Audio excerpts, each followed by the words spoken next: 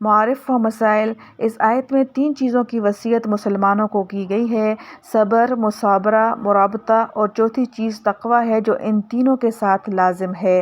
صبر کے لفظی معنی روکنے اور باندھنے کے ہیں، اور اصطلاح قرآن و سنت میں نفس کو خلاف طبع چیزوں پر جمائے رکھنے کو صبر کہا جاتا ہے، جس کی 3 قسمیں ہیں۔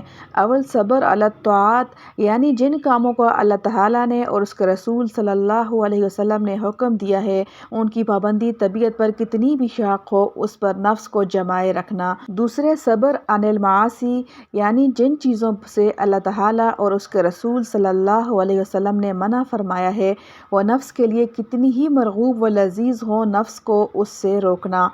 تیسرے، صبر علی المصائب، یعنی مصیبت و تکلیف پر صبر کرنا، حد سے زائد پریشان نہ ہونا، اور سب تکلیف و راحت کو حق تعالیٰ کی طرف سے سمجھ کر نفس کو بے قابو نہ ہونے دینا۔